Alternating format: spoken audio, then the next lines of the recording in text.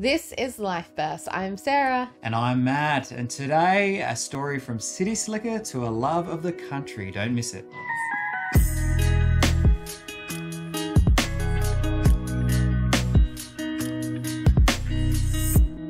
Yes, welcome to Life Burst. I am Sarah. And I'm Matt. And today in the studio, we have Peter.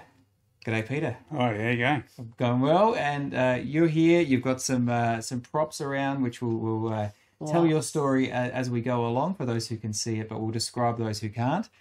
But you're here. Your story, it's a good one. Take us back to the beginning. Well, if we go right back to the beginning, I guess, no, we won't go right back to the beginning. I'm a city boy, really. Our family started off in the suburbs of Adelaide as a young lad. And so I did what most families do in those younger years,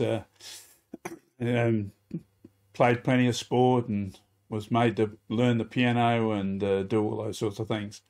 And it was only really at the age of 10 when I was at school, I had a mate at school who was, his family owned a cattle station up north of Roxby Downs, a place called Billicolina Station. It's about a couple of hours drive over sandhills and things from Roxby Downs to get to the station. In those days, it was more warmer than Roxby Downs. Mm-hmm. And anyway, he became my best mate at school. And so at the age of 10, he and his family invited me to go north, and that was the beginning of my journey from the city to the bush, really. Okay. So up until that point, you were a city kid. You did what a city kid did. You played. Music was a part of your life, but that was a defining moment for you. Those trips up north. Yeah, yes, it was. It was when we went up there, or I went up with, his name was Keith Greenfield. When we went up there, I had no idea what I was getting myself in for. Mm-hmm. Extremely remote. I learnt the sound of silence. I think there was a song written about that. But and I just fell in love with it. It just became part of me. And in fact, the September school holidays, which were the school holidays in those days, in September, and I spent every school holiday from the age of 10 till I was about 20, 21. Up north, and my birthday happens to fall in those school holidays. So I never had a birthday with my parents from the age of 10 to my 21st. So that's how important it was to me. And what did you like so much about the bush besides the silence? I think it was just getting out there, learning how to ride horses, working with cattle. And in those days, the entire workforce were Indigenous Aboriginal guys, and getting to know them, and it was just it just bred into me. Campfires and sleeping out, and dingoes, and plenty of rifles and all that sort of thing that young boys like to mess around with. And that was probably the motivating things. Right. Yeah, some people would not agree with you at all. Sleeping out in a swag under the stars, flies. I'm not really a fan of flies. I did get a little bit scared on occasion. Dingoes were my biggest. I used to have nightmares about dingoes because they used to run around the outside of the homestead howling at the station dogs, and I always thought they were going to be jumping through windows and grabbing me and all those sorts of things. Right, they don't do that. So I had a bit of a fear about them. So when you first went up there at the age of 10, was there a difference between what you wanted to or thought you might do as you grew up at that point to when you started to fall in love with the country? Did that change? No, I didn't think I thought about it. I was still a city boy, but had that back in me, this love of the country. But I was still taken up so much with sport, whether it was swimming or football or tennis or anything else that boys happen to do. I have two brothers who kept me in tow, and so we did all that together.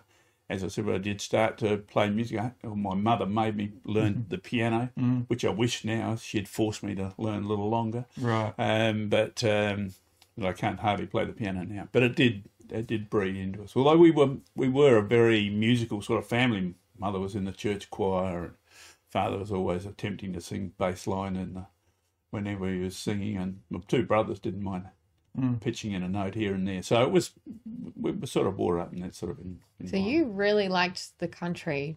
Did anyone else in your family really like it or not?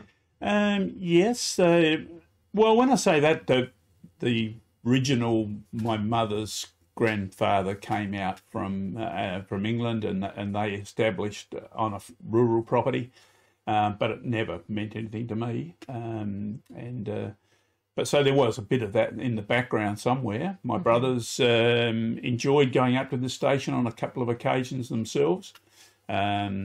They now live in the Adelaide Hills as well, so there must have been something.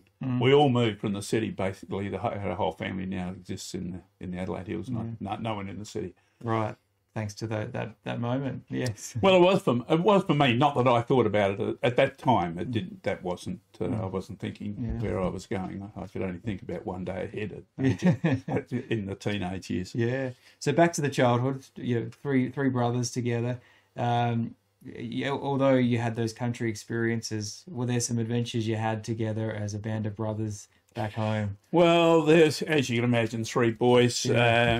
There was always a fair bit of fighting going on between us. My father had a set of boxing gloves that he would get us out in the playground behind our home down in Erindale, and this is the best place to sort it out. He was a great YMCA man, so he'd draw this circle and say, right out, boys, in you go, and go for it. And usually it was my two brothers. I'd just sit on the outside. I think I was mum's pet, so I sort of got out of that. Probably spurred it on. You're the good one. Yeah, I was a little goody two-shoes. So as you went through schooling, how was schooling for you? Was it something that you took to like a duck to water, or was it a challenge? No, I enjoyed certain sections of schooling. I love sort of geography. I was quite good at maths. I think I got a bit of dyslexia in me somewhere, so English definitely was not my thing. Although I went on to go to university, but I had to work hard. There were mates alongside me that had sort of breezed through, and I had to study really hard to get there. In fact, I only got into uni on what we called in those days an English Q, because I didn't pass English, and so I had to go back and try and do that subject again, but got out of it because they said, "Oh, your other subjects weren't too bad, so we'll let you in," sort of thing. So in those days. And what did you go on to study at uni? I studied economics. So I graduated in economics back in 1969, that is.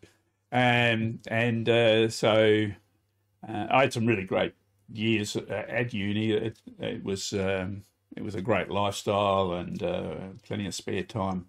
I really enjoyed the schooling times because I built up some great mates, and that's continued on to today, the current time. But and I went on to play football with our school's old scholars team, so that sort of kept going after uni days. I was fortunate enough to get into uni. The shell company sponsored me to get through. My family were involved in real estate. My father and grandfather and generation before that were in real estate. My brothers were in real estate. I vowed and declared I was never going to get into real estate, and and I didn't know what I was going to do when I left school, so go to uni and keep learning and work something out from there. And of course, I ended up in real estate. As it happens. Yeah. Yep. We will take a break at that point. And we'll come back. This is Life Burst with Matt and Sarah. Welcome back to Life Burst with Sarah and Matt. We're chatting with Peter today. And Peter, I've noticed that there's lots of awesome props around the table for our interview today. And so this is definitely an interview for people to go back and watch, like on YouTube and Facebook. But there is, it looks like some type of iron or something down there. Oh, yes, I did. I brought the... pick it up. Let's have a look. I brought this in. This is a branding iron. It's a long metal stick. I brought this in and some hats. And you may recall from that photograph back when I was 10 years of age, I just had a normal old peak cap. Well, that's no good in the bush. So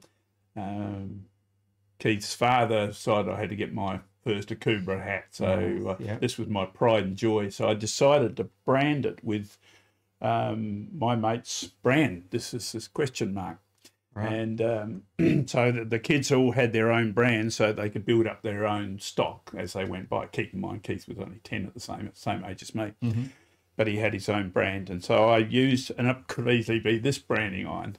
I branded the rim of my hat, and it was very special. And this, Keith, my mate, gave this to me on my 60th birthday, together with some very old rope. Yeah, sure, exactly. That's really interesting. It's a...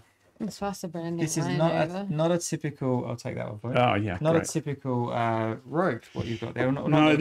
This rope was actually made on the station. It's original cowhide rope, big, probably over 100 years old, I would think. And they get the hide after they've killed the beast. Just hold up a bit higher. Can you see it there? It's gone a bit stiff, but it's quite unique. And then they twist it and make it into rope. This is actually a lasso. There's another bit at the end here, this leather bit down here. I don't know whether you can see it. Would have been a lasso for lassoing cattle, and used in stockyards and bits and pieces. Anyway, this Keith gave to me on my 60th birthday. That was my 60th birthday present, which they're my pride and joy. And they sit in the stables and give me memories of going back to that era. Okay. So how does a branding iron work, and what do you use it for people who don't know? Basically, you just put the end that you've got your right hand on in a fire and get it red hot, so it's glowing red. Yeah. And then a brand mat. The beast really would be held down, or in a race if it's a large. Hold him down. Hold him down, yeah. Don't move. Usually they're calves. They're at young age, so they're. Are you young? They're tipped over and held down. And then you come in and they yell out Brando, someone runs in, and it's usually us boys run in with a very hot branding iron. It's cold on the handle end, and hand it to them, and they straight into them and burn through the hair. And there you go, they're branded. Try this and that's it. You're branded now. You now belong done. to Yes, this. you've not quite got the concept right there, but that's the question mark is probably appropriate for me. That's it. There. Well, it's a bit heavy for me to hold. It's quite heavy. Done. You usually have if you're doing a lot of cat, you might have 10 or 15 of these branding irons in a big long fire. Yeah. So, well, the hats. Well, we've got a few more hats here that'll come out through your story as well. Yeah. Well, always got a hat on somewhere. But someone else came into your life. Yes, there is a very special lady. This is the question I always get to ask, which is really nice. How did you meet your now wife? Heather, yes. Well, we were 16. It was a blind date as far as I'm concerned. She said we were all invited to this one 16th birthday party, which was my cousin's 16th birthday party, and Heather worked with Diane, who's my cousin, and I was we spent a lot of time together as cousins, and so I went along. But I took her home, so I don't know quite how that works. In 16 years, I must have just, just got my driver's license. So, so we were 16 years of age, and when we were 21, we got married. And that was the beginning, and later on had a couple of kids. Karen, moving too fast Shane first, and then Karen. Right. Hang on. So you looked at each other across the room, or were you was it awkward when you first met each other? Give us she was pretty stunning. It still is, but she was pretty stunning. So, and I was still going to school. She was working for the National Bank, and I was still going to school. So I made sure that when I was on my way home, I was I had after that I had a little Austin A30, which was my mother's old car when I took over. So I'd make sure I just were driving past up Kensington Road, where I knew she walked home from the bus. So, and then asked whether she'd like a ride, and sort of worked my way in that way, really. Yeah. How romantic. Oh, yeah. Well, it runs in the family. I think my parents both met each other when they were similar sort of age. And then stalked them as they walked home from work. Well, I don't know about the right word. the same approach. Being a gentleman, offering a lift. All males do it. Yeah, that's right. Hey, that's great. Now, footy was a big part of your life as well. You mentioned that. We've got a photo as well. That's a part of that story. Tell us about your footy days. Yeah, well, I was actually a little fat guy as a boy, and wasn't. I played a lot of football, but it was only in the latter years, probably in my later teens in the 20s, that I sort of matured, I think, if that's the place, and had a pretty successful footy career in the amateur league. Coached and captained and won the odd medal or two. But so I had a very active and great footy career. That particular photo was an interstate game. We were playing against Western Australia, I think, in that game. But my football life was always in the shadow of my brother, Brenton, because he, at that stage, was playing for Sturt, and there wasn't an AFL, but he was playing for Sturt, and became an All-Australian back pocket player. So I became Brenton Adcock's brother. They'd forgotten the name for a while. Yeah. But no, I had a really great time in that footy, going through to really from my late teens through to my early 30s. Right.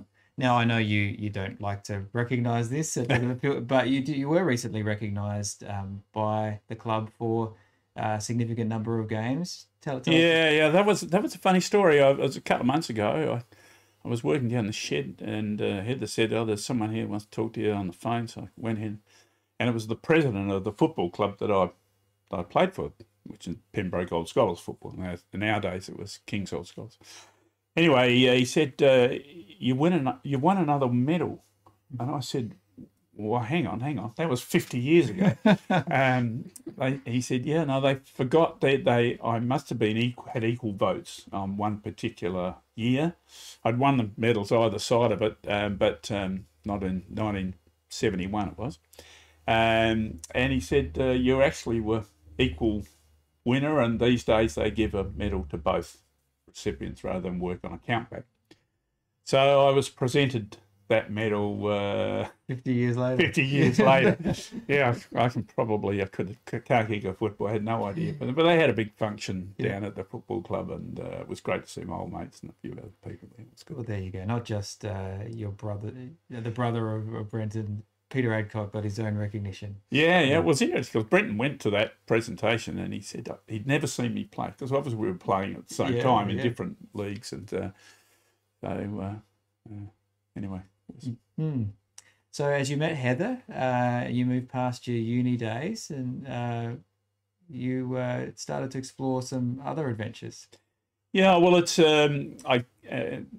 football is a very personalised thing, and Heather sort of followed around with the kids, and so when I retired from football when I was 31 or 2, I can't remember exactly what it was, we decided we'd do something together.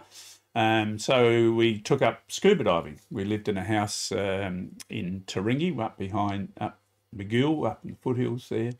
And our neighbours were in the concrete construction game, and he'd just built a tower for the Adelaide Skin Diving Centre in Adelaide. And they'd taken it up, he and his wife, Dave and Jill, had taken it up. So they said, "Why don't you get involved?" So we decided we'd do that because Heather could swim, and we had some great times. We had the fortune of going and diving in Micronesia, which is in a place called Truck Lagoon. It was a Japanese war base during the Second World War, and at the latter half of the war, the Americans bombed it very seriously, and there was a lot of war wrecks that sank in this lagoon, Truck Lagoon. It's about 20 odd miles, kind of the kilometres across, and it was protected from the Pacific Ocean currents, etc. So it's been in this perfect environment for just being preserved. And so you could dive in these things in an absolutely crystal clear, warm water, and there is a photo, I think, with you if you're seeing it. But that's of Heather looking through a wreck of a ship, but we had some pretty exciting times then. We dived on a submarine, the I-169, which is about 120 feet of water. So that's pretty deep. It's about as deep as a sports diver can go.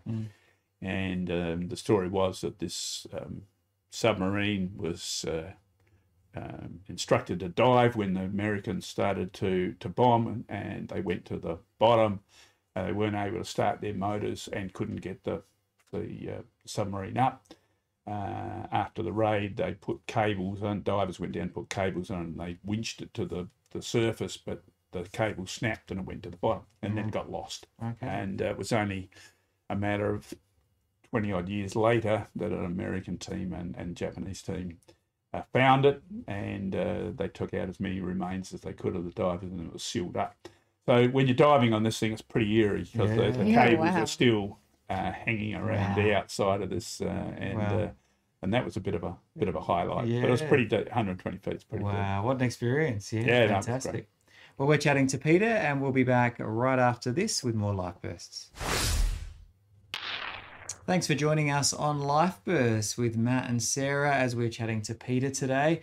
Now, Peter, back to your finishing uni. Did you find work right away? Where did you end up?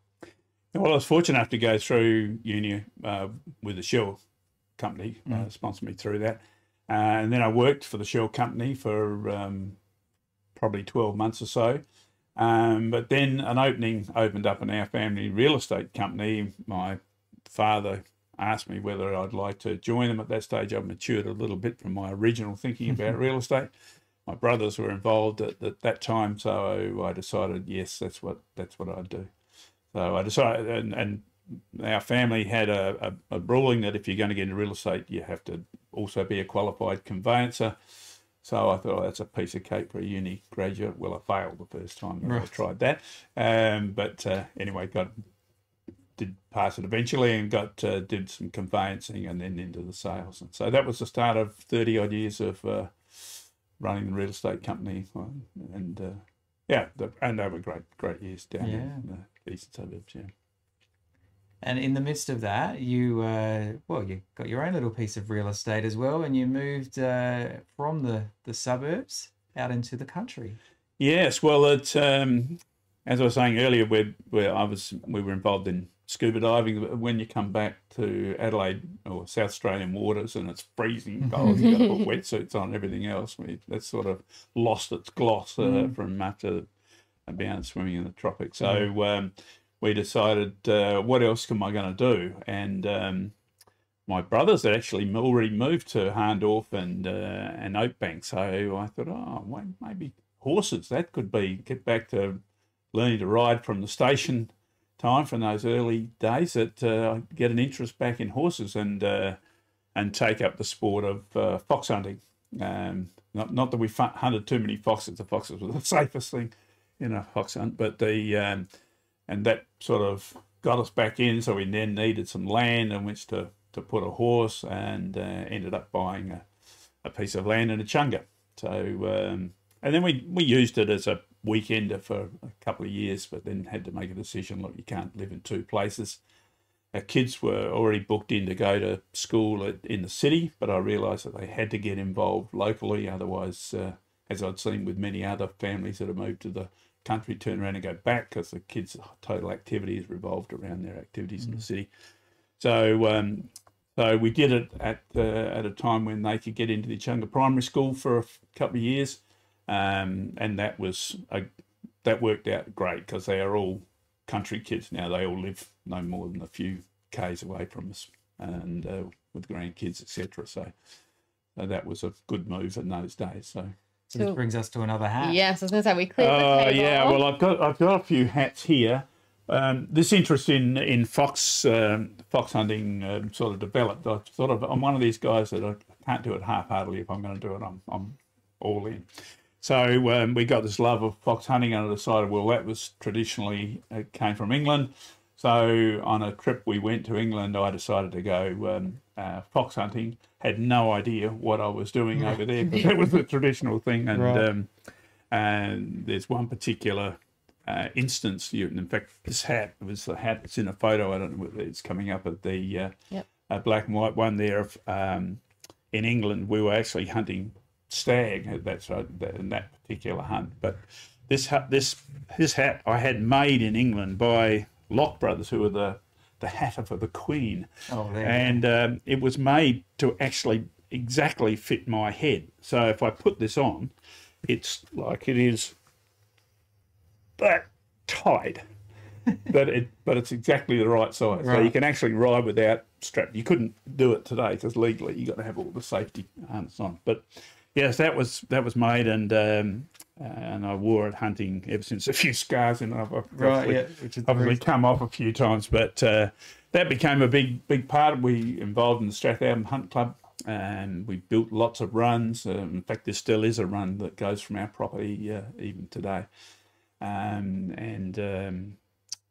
so there was a number of horses that I had. I bred one particular horse. Oh, well, this other thing here, you probably, this is as my love of music, as we may have mentioned earlier, I started to learn to play the guitar at home, and I decided that someone should be blowing the hunting horn to bring in all the traditions and the etiquettes and everything else. So I sent over to England and had this sent back, and I became the guy who blew the horn for at the hunt.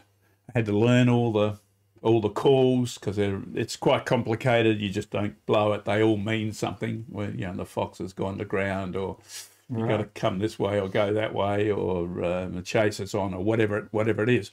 So I wrote some music in not normal notes form, but something I could understand to play the horn. So I learned to blow it. So I'd ride along blowing this thing. This was strapped to your saddle, and continued to do so. There you go. I think the last time I officially blew it was at a funeral of a guy who died from it in the hunt club, and that was There you probably go. the best time I ever blew it. Actually, Thanks for bringing that in.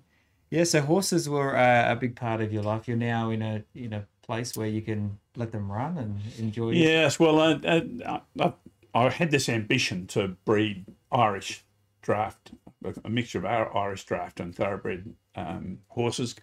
Great jumpers. They're used in a lot of eventing horses these days. Use the Irish draft breed bloodlines.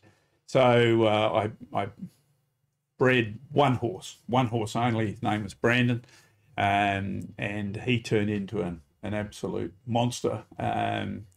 He started off as a little bait foal. We've got photos of them? Yeah, I think there's one of actually when he was born in '96 with his mother, who I was hunting at that stage. She was a great brown foal. horse.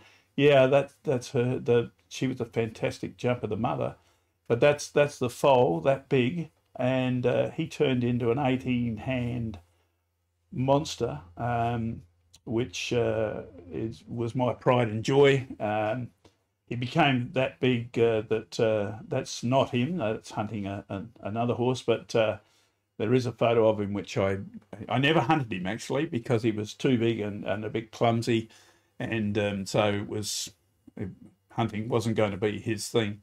So I used him more for trail riding,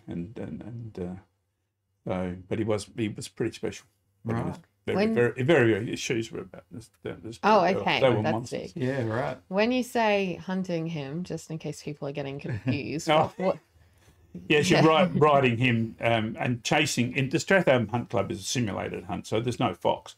Okay. There's a set course. You might jump 100 jumps or so in an afternoon.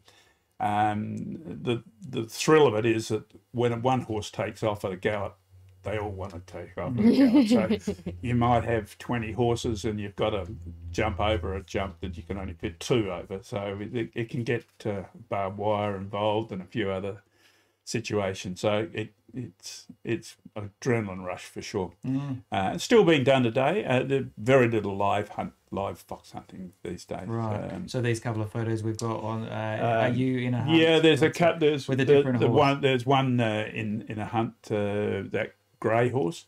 That was a hunt.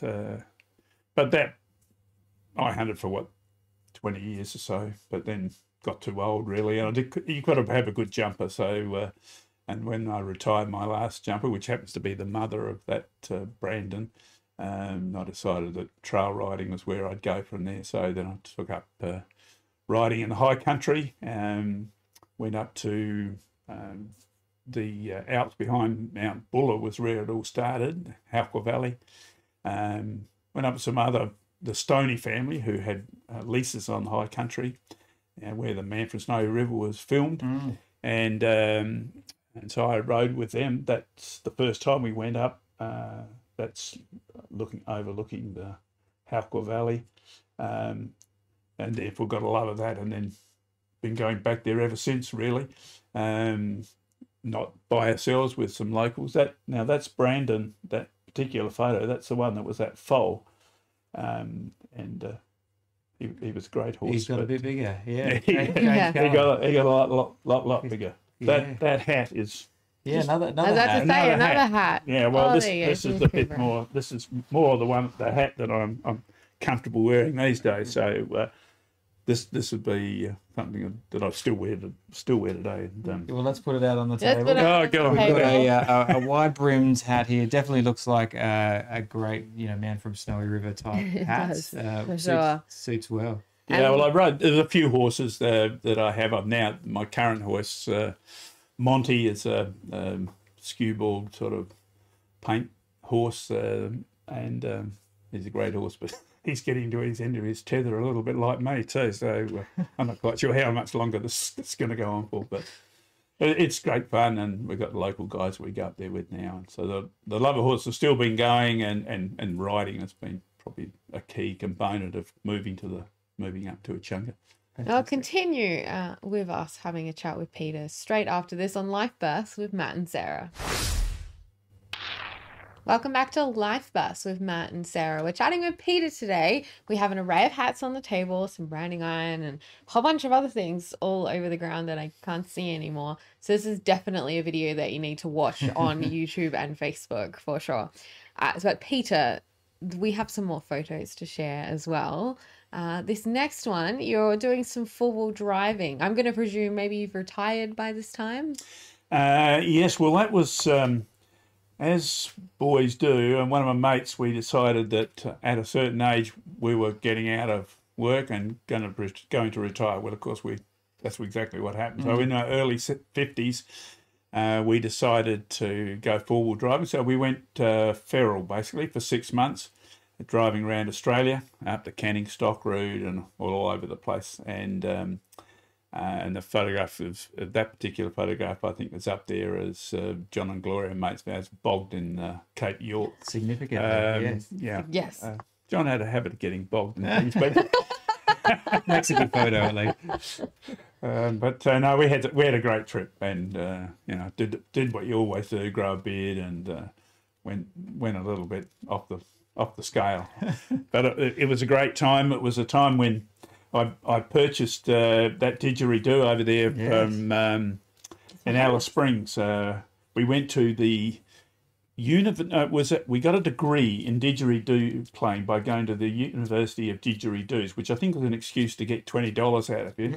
And they taught you how to make one note, which that's about all I could do, and I really couldn't play it. But later on, when we did more trips north, I had an opportunity and some time where I could learn to play it properly.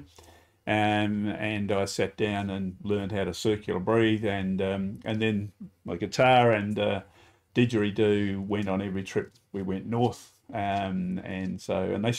didgeridoo's sort of been pushed to one side a little bit now, but the guitar goes with me everywhere. Yeah, I think we've got a photo of you playing the didge as well. Is it at your place? Yeah, no, that is actually up in the high country. Oh, okay. That particular photo is nice and green. Yeah. But yeah, so I had one of the great stories I remember playing the didgeridoo. We were up at Cape York actually when this was happening, and we were at a place called Weeper. And I decided that every night I'd just go down to the beach or wherever it was with a can of beer or something or other and sit down and play the didge, because no one else wants to listen to someone playing a didge, that's for sure. So anyway, I was on this just sitting on the sand there playing away, and walking along the beach came this group of young Aboriginal boys. They were up there on an Auskick footy thing that come from the Torrens Strait Islands, and they were all there at Weipa. Some AFL guys, Dipper Dominico, and a few other guys were up there sort of seeing what future talent might be around. Anyway, these boys were in their nice Nike shoes and fancy gear, walked along the beach, and I could see them looking up at me sort of while I'm playing this ditch. So I suddenly, I yelled out to them, I said, hey guys, can any of you guys play a ditch? Anyway, they all came tearing up. There's about 10 of them. They all came tearing up, and they said, no, mate, no, we can't play. But they said, we can dance. Okay.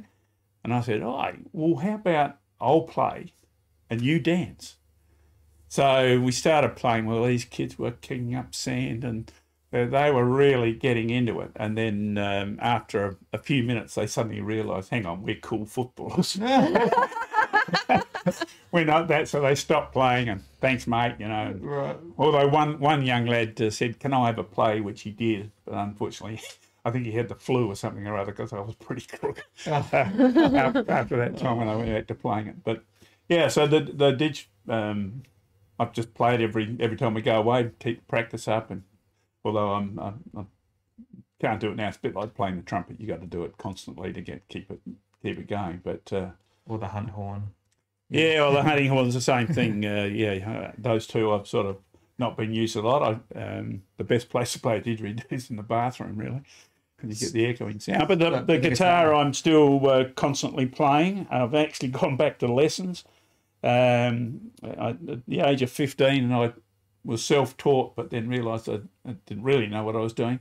So later, I decided to have lessons after giving my granddaughter Dana a guitar for one of her early birthdays, and told her that she should have lessons. And I thought, well, if I'm telling her to have lessons, the best example is for me to have lessons. So I did that, and you've been able to not just play for yourself, but you've been able to use the guitar as a tool to bring together the community in different ways as well. Yep. Yeah. No, I played most Sundays at church, and always when I'm going bush. So and we have bush nights and events like that. And I enjoy playing it. I've actually gone back to learning the scales. Would you believe? Going way back to the early part of trying to actually play it a little bit better than what I was. But so it's never too late. Never too late. But I'm more into obviously some gospel stuff, but in blues, and I've got a mate of mine, Barry, who plays a harmonica, and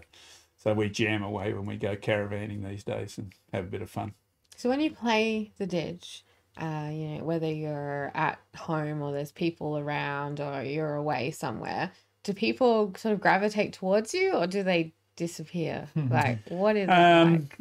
They don't sort of come and they sit and listen. Okay. They tend to stay away but listen. And I love going up in the Kimberleys. I remember going against a big rock face in a canyon and playing, and you get the echo sound, and you really do get that back to nature, back to earth feeling when you're playing it. I don't consider it a spiritual instrument in any form, but there is something sort of special and eerie about when you can get it right. Yeah. So. And how do you make a didge? Do you know how to do that? Yeah. Well, it's that timber came.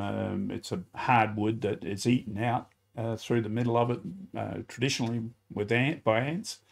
Although a lot of modern didges are made by drilling them out, but a proper one, that one's been eaten out by ants. The paintings on that particular one were painted by an Aboriginal lady. He was the first person to do the painting on the first dollar coin. Wow. I think it was a kidney or something. I think on one of the early dollar coins. She painted it up. I think that's probably the reason I bought it in the first place, because the painting, not so much the tune of it. But it's not a bad ditch. Yeah, great. Well, Peter, thank you for sharing some of that. We've got more story to share as well. This is Life Bursts. You're with Matt and Sarah. Don't go away. Welcome back to Life Bus with Matt and Sarah. Today we're chatting with Peter. Now, Peter, you've shared so much about your life, so many adventures out bush. So many hats. Yes, so many hats. Hats everywhere. So many, lots of other things you've brought in. But I would like to know that, have you ever been bogged in your four-wheel drive? Yes, I have. And the second part to that question, because you just said yes, how does somebody get themselves out of a bog? Well, going back to the first question, have I been bogged? Well, I have been bogged many times in the north, in sand and everything else. But one of the funniest ones, I was actually in my suit. I'd had to pick up our son Shane from a birthday party. I think it was him or Karen. Anyway, from a birthday party in Kangaroo, not very far from where we live. And I decided, with a mob of kids in the back, they were all about 10 years of age, I decided to go the back track through the forest where I knew, because I'd ridden through that area on my horse, and I was in a suit. I'd come back from work all dressed to the nines. Anyway, I picked the kids up and away we went in the Toyota. Well, unfortunately, there were a few deep, and it was muddy. So there was a few deeper ruts, and I suddenly got the centre of the car stuck on the crown of the track. And even though if you've got a four-wheel drive, it's nearly impossible to get out of that situation unless you've got some traction on one of the wheels. So I had to get out. It was at night too, by the way. Oh, okay, I had to get out, get the jack in my suit. Shoes, cut suit pants, all covered in mud. I had to then jack up one side of the vehicle to get contact with the ground on the other side, so I could, and then had to drive off the jack. I did find the jack in the mud somewhere. The kids thought it was great. They were all in the back yelling and screaming and raving. But that was an interesting one. But no, I've been bogged plenty of times. Usually get the air out of the tyres and walk your way out of it. But there have been a few beaches up in the Kimberleys where we've been bogged, but it's good fun getting out of them. You got the right gear. Yeah. Yes, tell us what that is then, for somebody who Right, might want to go for Well, driving. if you seriously, you have a winch, so you can winch yourself out with another car, or you can, as I said, lowering the air in your tyres is the simplest way if you're on a beach, as long as once again you haven't bottomed out. So they're probably the easiest tricks, but the best way is to get your mate to pull you out, and you don't have to think about it. We had a Land Cruiser at one point in my family where the design where they'd put the spare underneath, which Not was good. just not good in those situations. Doesn't but work. no, you just can't get to it. But so it sounds like you've travelled Australia a fair bit. Do you have a highlight, a favourite spot around the country where you have been out, whether it's outback or closer to home? Yes, well, we have. We've probably gone around Australia 3 or 4 times now in a caravan. Favourite spot, I still think my favourite spot is Billaclina Station. Yep. A mate of mine, it was actually at my 60th birthday, which is a few years ago now.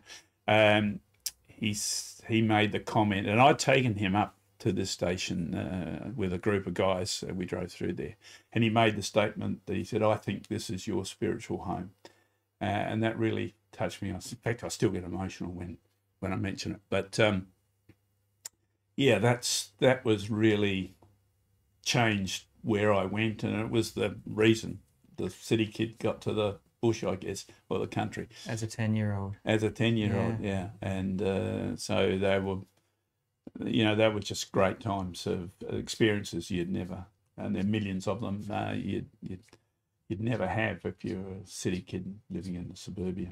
And they're very special, and even to this day, my mate Keith, his son is now running the station, but we meet and we're back to where we were, 60 years ago. Great. So, yeah, that'll be special. And the high country's pretty good. It's a very close. Yeah. It's a very close second. On a horse. On a horse in the high country, reciting the Man from Snow River as you're going down some great ravine. It's not bad fun. Yeah. Now, you were telling us earlier that you could recite that for us. Well, Are you going to give it a crack? well, I probably could, but it goes on for a very long. We might not have enough. It starts off, there was movement at the station. Yeah. I think we'll leave it at that. We'll leave it there. But yeah, no, I have recited it quite a number of times. I learned it, surprisingly enough, in the 70s, real estate was very quiet. And so I did open inspections and I had nothing to do. So I would stand there in this empty house with the Man from Snow River poem, and I just learned it verse by verse by verse by verse. There you go. So that's what real estate agents do when they've got nothing to do. Well, that's an amazing insight. Right, wow. Yeah. Well, that's putting that time to good use, isn't it? Yeah. Yeah. And now, Peter, looking back at your life and all of those things you've shared, and we've only had an overview of lots of highlights, but if you had one piece of advice you might give to whoever's watching or listening today, what might that advice be? Well, I've got a couple of go-to ones which my children and grandchildren will mention, but one of them is that if you're going to do it properly. That's one that I've always say. No point in just half-hearted. So I'm a bit of a perfectionist in that way. Mm-hmm. I think the other one was a bit of advice that my father told me about, a man I admired greatly. And he made the statement, remember where the victory lies in the struggle, not the prize. And there's so many times I've seen, in my football era, I look back and think about the medals and the premierships and all that sort of thing. But really, deep down, the real victories, the mates you made, the little things. I can never remember anything about what happened at presentation nights and any of those things, but I can remember guys that I played alongside and little parts of that game and struggles that we had. And I think that's pretty one of those things in life that's really where you win. Yeah, so tell us again the quote. The quote is, remember where the victory lies in the struggle, not the prize. It's very good. No wonder you've remembered something like that. Makes a lot of sense. Yeah. Thank you, Peter, for coming in on today's show and sharing just a glimpse, a burst of your life with us today. It's been really good, and for bringing in these aspects of your life. Yeah, well, this is the hat that I only wear these days, which is my golf hat. So golf, right? Golf has taken over from all the other things. Still finding ways to get out and about. Yeah, even if it's hit that little white ball. Fantastic. So we've had horses, we've had music, we've had different hats in the country. A love for the country. Thank you for sharing with us today. Pleasure. Thank you, Peter. This has been Life Burst. This is one interview that you definitely need to jump online for. So on our YouTube and our Facebook page, Life Burst with Matt and Sarah. That's it. And of course, you can catch up with us wherever you get your podcast from. And of course, on community television and radio. I'm Sarah. And I'm Matt. Thank you so much for joining us today. Life Bursts is hosted by Matthew Karat and Sarah Freeman, with production by Reese Jarrett and Kay Hoshro Ozadigan. For more episodes of Life Bursts, go to rawcut.com.au. This is a RawCut production.